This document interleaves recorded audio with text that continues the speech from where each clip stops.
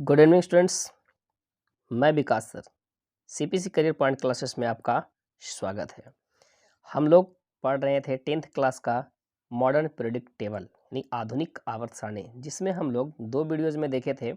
सबसे पहले कुछ बेसिकली देखें, उसके बाद देखें कि ड्यूरेनर महोदय आए और उन्होंने किस प्रकार से तत्वों को अरेंज किया। उसके बाद न्यूलैंड्स महोदय आए, किस प्रकार से तत्वों का अरेंज किया। ड्यूरेनर ने अपने त्रिक नियम दिए थे, न्यूलैंड्स ने अष्टक नियम दिए थे।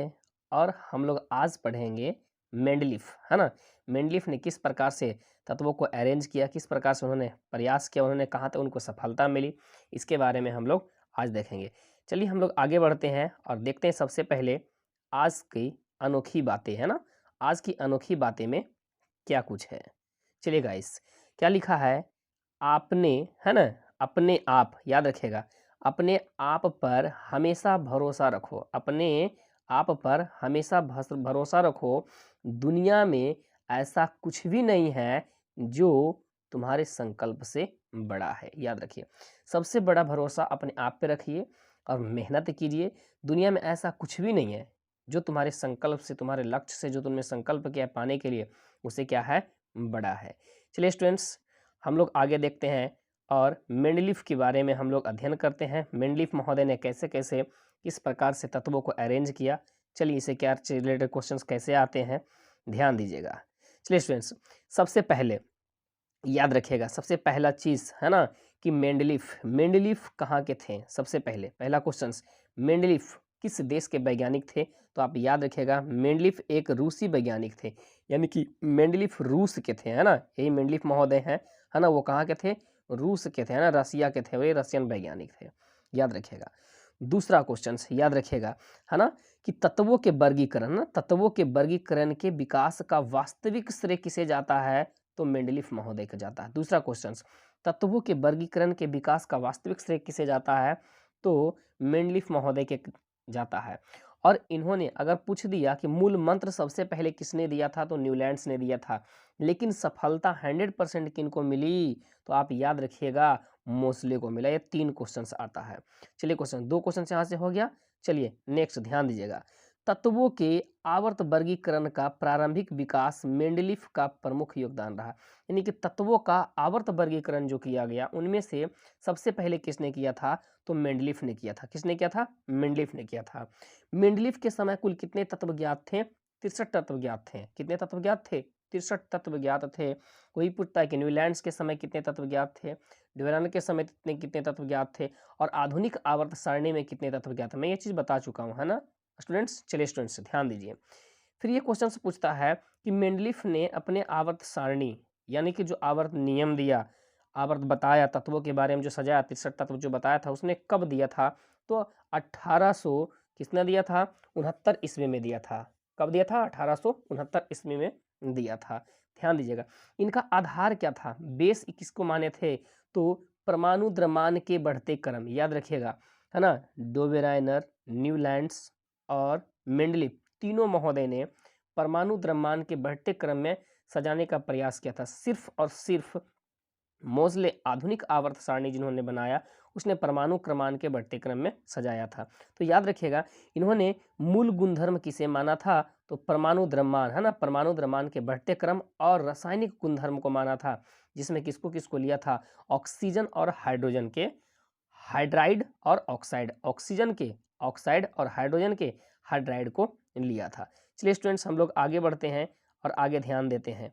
नेक्स्ट क्या पॉइंट लिखा जाता है, चलिए गाइस ध्यान दीजिएगा, है ना। मेंडलीफ ने तत्वों के रासायनिक गुणधर्म के अंतर्गत, तत्वों के रासायनिक गुणधर्म के अंतर्गत किसको लिया था, ऑक्सीजन को लिया और हाइड्रोजन को लिया। ये क्वेश्चंस पूछते हैं, है ना, किसको किसको लिया था, ऑक्सीजन को लिया था और हाइड्रोजन के लिया था, है ना। ऑक्सीजन के ऑक्साइड को लिया और हाइड्रोजन के हाइड्राइड को लिया। ऑक्सीजन के ऑक्साइड और हाइड्रोजन के हाइड्राइड को मूल गुणधर्म माना था। चलिए स्टूडेंट्स, हम लोग आगे की ओर बढ़ते हैं।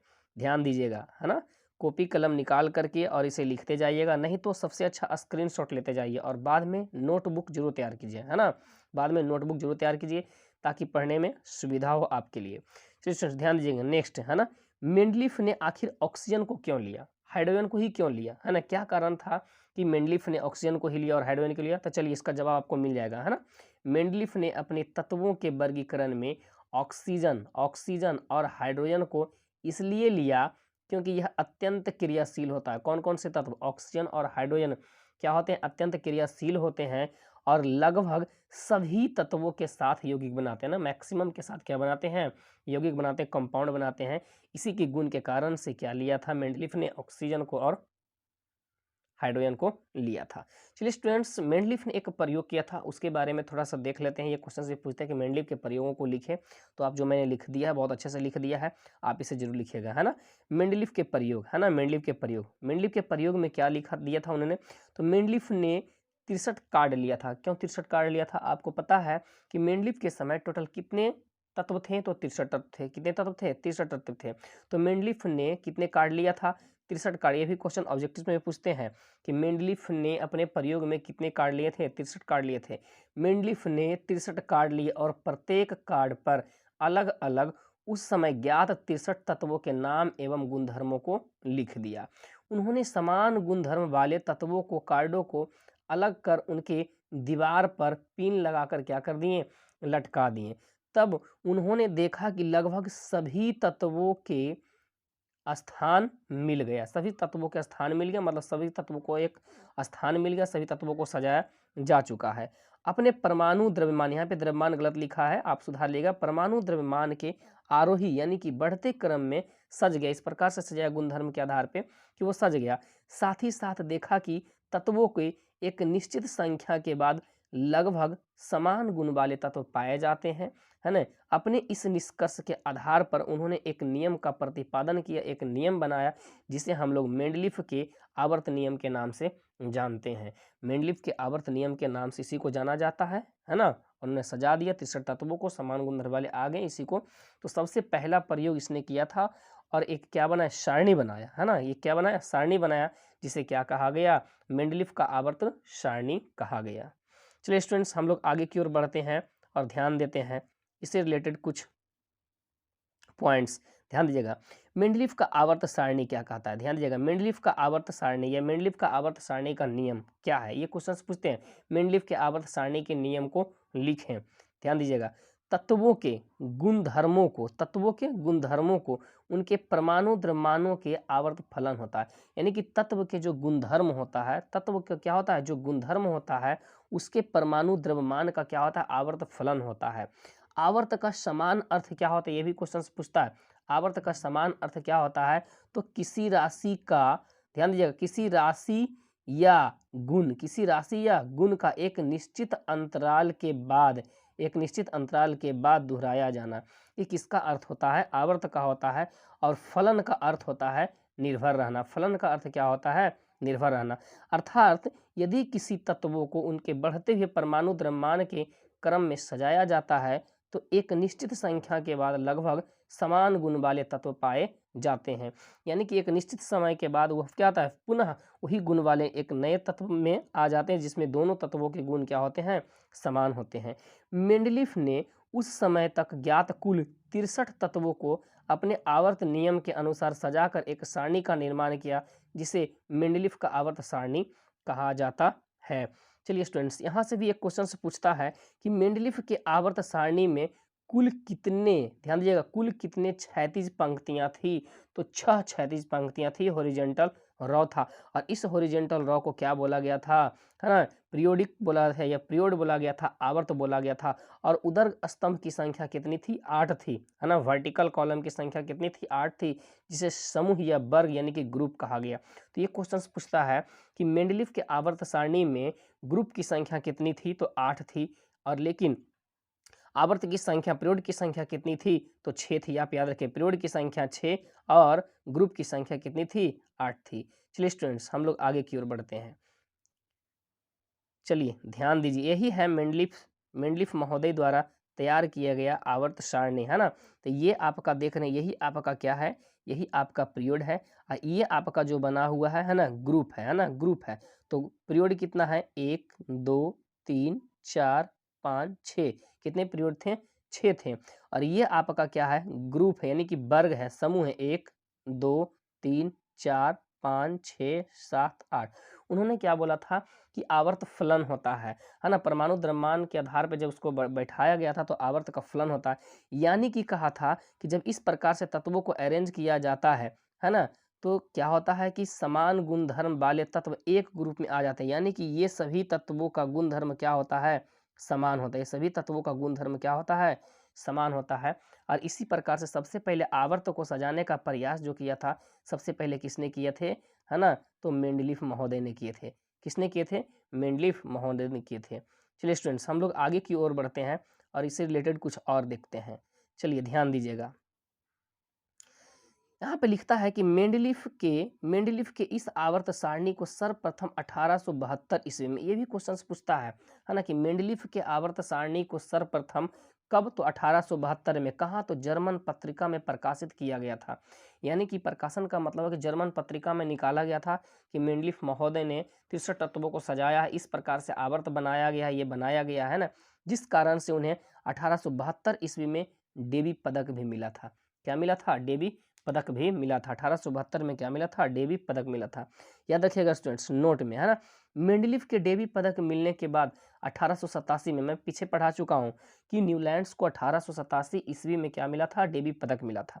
लेकिन उससे पहले किसे मिला था, मेंडलीफ को मिला था। अब ध्यान दीजिएगा क्यों फिर बाद में न्यूलैंड्स को भी मिला, क्योंकि मेंडलीफ ने क्या किया था कि न्यूलैंड्स के ही आधार पे तत्वों को सजाने का कार्य किया था।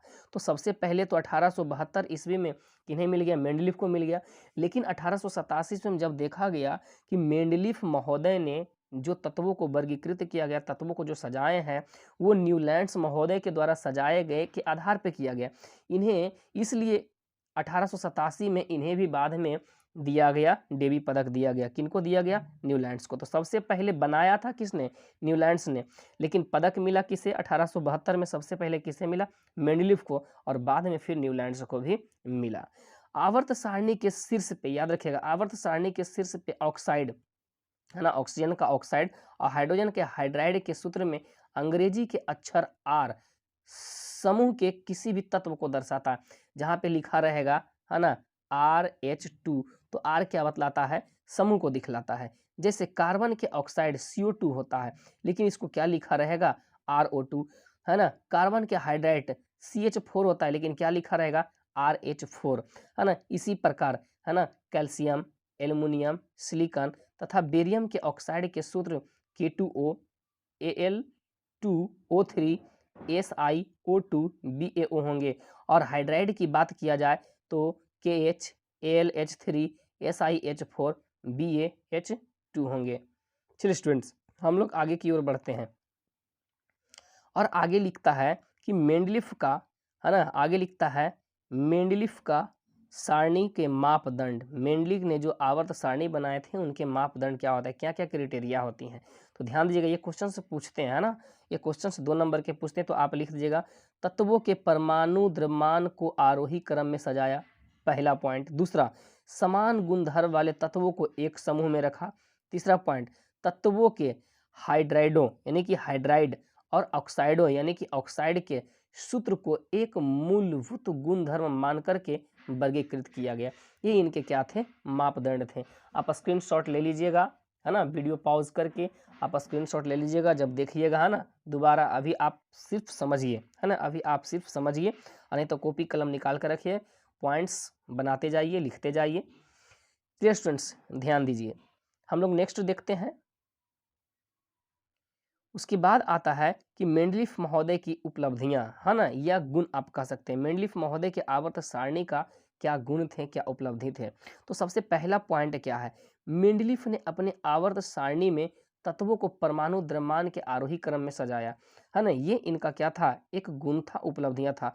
और समान गुणधर्म वाले तत्वों को एक समूह में रखा, ये भी इनके गुण में हम कह सकते हैं। मेंडलीफ ने कहीं कहीं अधिक द्रव्यमान वाले तत्वों को कम द्रव्यमान वाले तत्वों से पहले रख दिया और उसके स्थान पे कुछ रिक्त स्थान छोड़ दिया, जैसे क्वाल्ट को। अब ध्यान दीजिएगा, क्या किया गया, अत्यधिक द्रव्यमान वाले तत्वों को कम द्रव्यमान वाले तत्वों के पहले रख दिया गया। यानी कि पहले क्या होनी चाहिए, कम द्रव्यमान वाले तत्वों को, क्योंकि आरोही क्रम में परमाणु द्रव्यमान के आरोही क्रम में बढ़ते क्रम में सजाया, लेकिन कहीं कहीं पे क्या कर दिया गया, अत्यधिक परमाणु द्रव्यमान वाले तत्वों को पहले रख दिया गया और कम परमाणु द्रव्यमान वाले तत्वों को बाद में रखा। जैसे क्वाल्ट CO, है ना, क्वाल्ट, जैसे क्वाल्ट, ध्यान दीजिएगा, जैसे क्वाल्ट निकेल से पहले रख दिया गया है ना, क्वाल्ट को क्या कर दिया, निकेल से पहले रख दिया गया, जबकि क्वाल्ट का परमाणु द्रव्यमान 58.9 और निकेल का परमाणु द्रव्यमान 58.7 है। होना चाहिए सबसे पहले निकेल, क्योंकि निकेल का परमाणु द्रव्यमान कम है और क्वाल्ट का परमाणु द्रव्यमान ज़्यादा है। लेकिन मेंडलीफ महोदय ने क्या किए, सबसे पहले रख दिए किसको, क्वाल्ट को, उसके बाद रखें किसको, निकेल का। इसी प्रकार टेलुरियम TE को आयोडीन से पहले रख दिया गया, जबकि टेलुरियम का परमाणु द्रव्यमान 127.60 और आयोडीन का परमाणु द्रव्यमान 126.9 क्या है, से अधिक है। तो सबसे पहले क्या किया गया, रखना चाहिए था किसको, रखना चाहिए था आयोडीन को, उसके बाद रखना चाहिए सेकेंड नंबर में किसको, टेलुरियम को, लेकिन रखा किसे, सबसे पहले टेलुरियम को, उसके बाद आयोडीन को। ये दोनों से क्वेश्चंस पूछा जाता है ना, सबसे पहले रखा जाना चाहिए था निकेल को, उसके बाद रखना चाहिए क्वाल्ट को, लेकिन रखा क्वाल्ट को और उसके बाद रखा निकेल को। रखना चाहिए था सबसे पहले आयोडीन को, उसके बाद रखा जाना चाहिए टेलुरियम को, लेकिन रखा टेलुरियम को, उसके बाद आयोडीन को। चौथा पॉइंट याद रखिएगा स्टूडेंट्स, मेंडलीफ के आवर्त सारणी में कुछ तत्वों के लिए रिक्त स्थान छोड़ दिया जो उससे समय ज्ञात नहीं थे। ध्यान दीजिएगा, न्यूलैंड्स महोदय ने बोले थे कि मात्र 56 तत्व ही ज्ञात हैं और इसके अलावा अत्यधिक तत्व, यानी कि फ्यूचर में, है ना, फ्यूचर में इस प्रकृति में और कोई भी तत्व खोजा नहीं जाएगा, वो ओवर कॉन्फिडेंस हो गए थे। लेकिन मेंडलीफ ने ऐसा नहीं बोला था, मेंडलीफ ने ऐसा कहा था कि भविष्यवाणी की थी कि भविष्य में भी नए तत्वों को आविष्कार होगा, इसीलिए क्या कर दिए थे, रिक्त स्थान छोड़ दिए थे। इनका नामकरण उन्होंने उसी समूह के इससे पहले आने वाले तत्वों के नाम पे इक्का लगा करके, याद रखिएगा, ये भी क्वेश्चंस ऑब्जेक्टिव में पूछते हैं कि जो तत्वों को छोड़ दिया था और भविष्यवाणी किए थे कि नए तत्वों को खोज किया जाएगा, उसके लिए कौन सा शब्द का प्रयोग किए थे, तो इक्का शब्द का प्रयोग किए गए थे। किस शब्द का प्रयोग किए थे, इक्का शब्द का प्रयोग किए थे। और ध्यान दीजिए स्टूडेंट्स, जो आगे चल करके, ध्यान दीजिएगा, इक्का बोरॉन, इक्का एल्युमिनियम और इक्का सेलेनियम, जो आज वहाँ पे रख दिए थे, इक्का खाली स्थान छोड़ दिए थे, और बोरोन के बगल में था इसलिए लिख दिए इक्का बोरोन, एल्युमिनियम के बगल में था इसलिए लिख दिए इक्का एल्युमिनियम, और सिलिकॉन के बगल में था इसलिए लिख दिए इक्का सिलिकॉन। आज वही तत्व जो इक्का बोरोन था, ध्यान दीजिएगा, अस्केडियम बना, है ना, जो एल्युमिनियम था गैलियम बना, है ना, जो सिलिकॉन था वो जर्मेनियम के नाम से जाना जाता है। और आपको ये पता है कि इन सभी का तत्वों के गुण धर्म, पहले से जो तत्व था जिस समूह में था उन्हीं से क्या हो रहा है, मिलता जुलता है ना। एल्युमिनियम के बाद में ज्ञात गैलियम के गुण धर्म की तुलना किया गया तो दोनों के गुण धर्म क्या हो गया, समान प्राप्त हुआ। चलिए स्टूडेंट्स, हम लोग आगे की ओर बढ़ते हैं। नेक्स्ट पॉइंट, निष्क्रिय गैस, ध्यान दीजिएगा, निष्क्रिय गैस हीलियम, नियॉन, आर्गन, है ना, हीलियम, नियॉन, आर्गन की खोज बहुत देर बाद अर्थात 1894 ईस्वी में हुई। आपसे ये क्वेश्चन पूछते हैं कि हीलियम, नियॉन, आर्गन का खोज कब हुई, 1894 में हुई, है ना। रेले एवं रैमजे नामक दो वैज्ञानिक ने किया था, इसका खोज किया था। लेकिन आप याद कीजिए न्यूलैंड्स को, न्यूलैंड्स ने क्या कहा था कि कोई तत्व का खोज किया ही नहीं जाएगा, लेकिन जैसे ही नए तत्व का खोज हुआ तो उनका अष्टक सिद्धांत, अष्टक नियम जो था फेल हो गया, क्योंकि 8वें तत्व का जो गुण था वो प्रथम से मिल रहा था। अब क्या हुआ कि प्रथम से नहीं बल्कि 9वें से मिलना शुरू हो गया, है ना। इसके कारण से इनका नियम क्या हो गया, फेल हो गया था। चलिए स्टूडेंट्स ध्यान दीजिएगा, इन निष्क्रिय गैसों की खोज के बाद मेंडलीफ के आवर्त सारणी में बिना छेड़छाड़ किए एक नए समूह, शून्य समूह को रखा जा सका, जिससे आसानी से सुविधा हो गई, कोई दिक्कतें नहीं हुई। चलिए स्टूडेंट्स, हम लोग आगे की ओर बढ़ते हैं और ध्यान देते हैं मेंडलीफ के आवर्त सारणी की, है ना, विशेषता या गुण, है ना, मेंडलीफ के आवर्त सारणी की विशेषता या गुण। सबसे पहला, तत्वों के सामान्य में क्या हुआ, तत्वों को समान अध्ययन में सुविधा हुई, यानी कि तत्वों को आसानी से अध्ययन किया जाने लगा, कोई दिक्कतें नहीं हुई, क्योंकि आवर्त बना दिया, एक स्थान से आराम से सजाने के बाद से क्या हुआ कि आसानी से हम 63 तत्वों को, उस समय तक के जितने तत्व ज्ञात थे, आसानी से हम क्या कर सकते थे, अध्ययन कर सकते थे। दूसरा पॉइंट, नए तत्वों के आविष्कार के भविष्यवाणी में सुविधा हुई, और जब नए तत्वों को खोज किए जाने लगा तो भविष्यवाणी किए जाने लगा कि चलो इस तत्व को हम इस स्थान पे आसानी से रख सकते हैं। तत्वों के यौगिकों के नेक्स्ट पॉइंट, तत्वों के यौगिकों की प्रकृति की जानकारी प्राप्त हो गई कि ये जो तत्व हमें प्राप्त है इसकी नेचर कैसा है, क्योंकि उन्होंने दो तत्व को, है ना, एक हाइड्रोजन एक ऑक्सीजन को लिया था, हाइड्रोजन के हाइड्राइड और ऑक्सीजन के ऑक्साइड को लिया था, जिसके कारण से उनके यौगिकों के नेचर के बारे में भी पता होने लगा। अनुसंधान कार्य में भी क्या होने लगी, सुविधाएं होने लगी।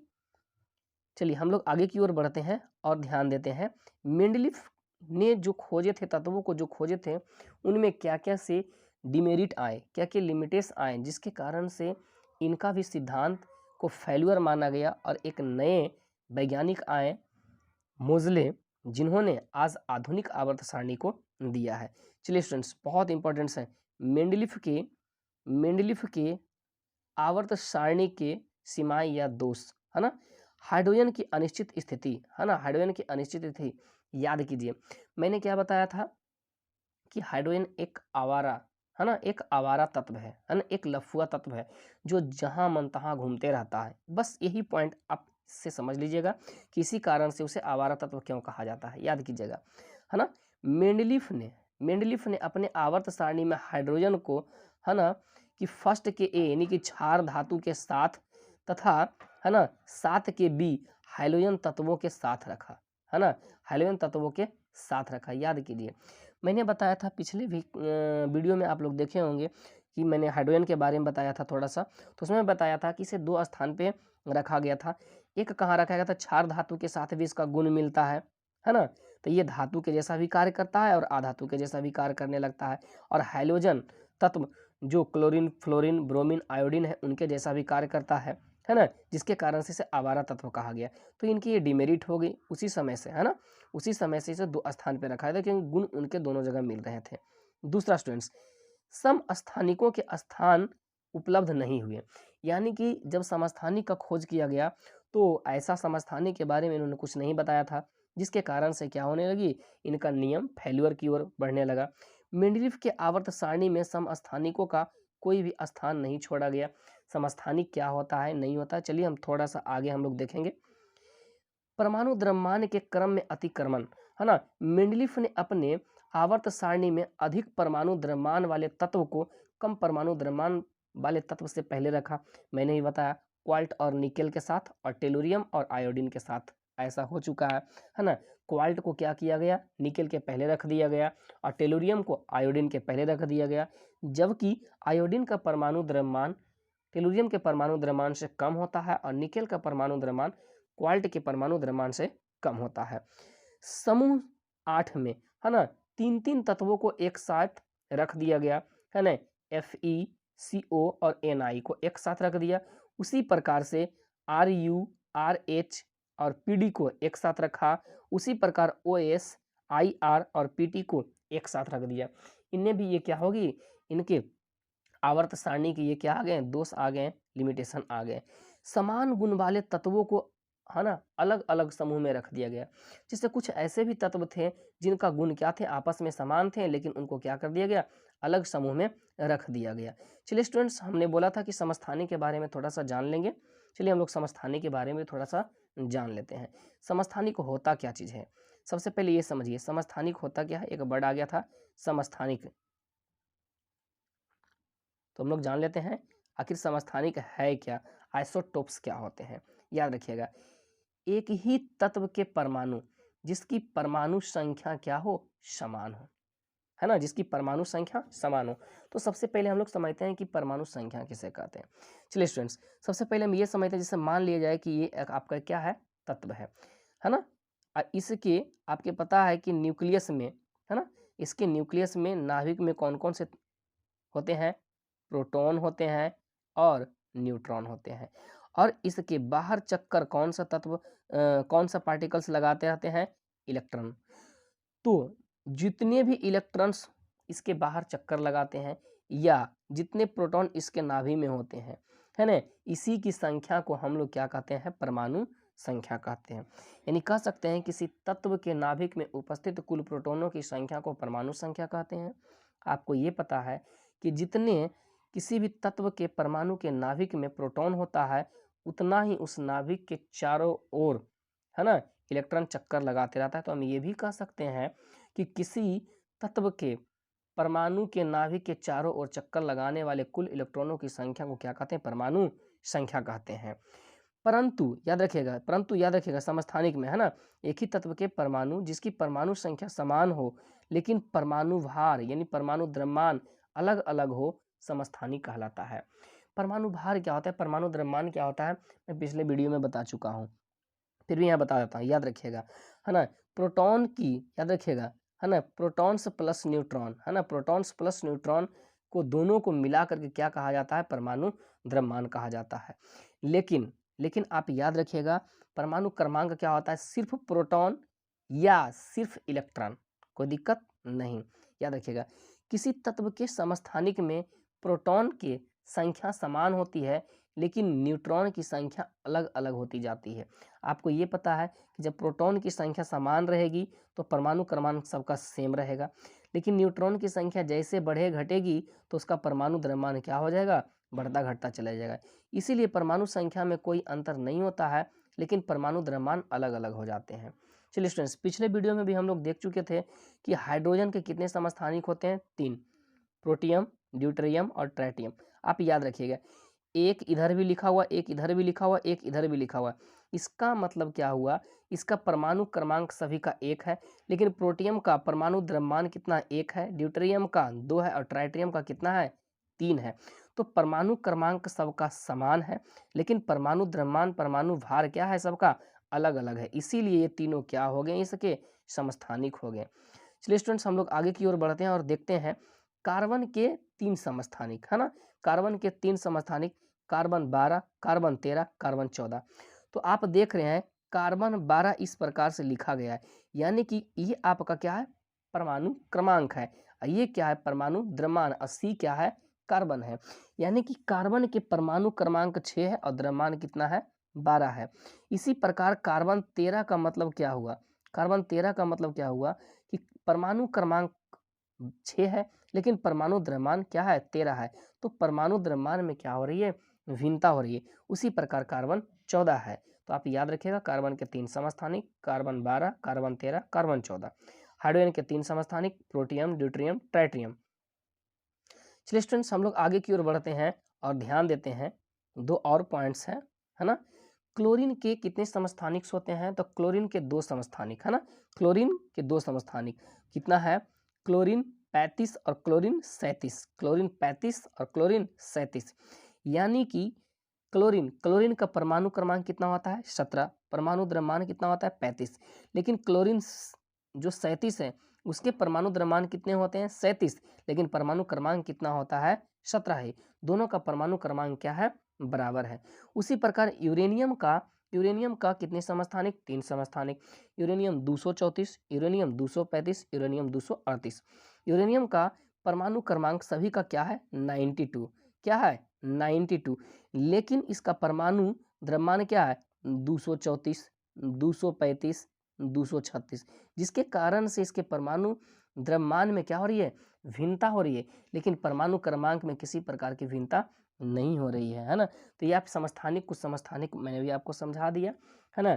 चलिए स्टूडेंट्स, अगले क्लास में हम लोग मेंडलीफ से रिलेटेड जितने भी क्वेश्चंस रहेंगे, है ना, सभी को हम लोग क्वेश्चंस देखेंगे अगले एपिसोड में, या आप कह सकते हैं कि अगले वीडियोज में हम लोग देखेंगे। जो स्टूडेंट्स इस चैनल को पहली बार देख रहे हैं, चैनल को लाइक कीजिएगा, सब्सक्राइब कीजिएगा और बेल आइकन को जरूर दबा दीजिएगा और अधिक से अधिक लोगों को शेयर कीजिएगा। घर में रहें, सुरक्षित रहें, पढ़ते रहें, मन से पढ़िए। Thank you.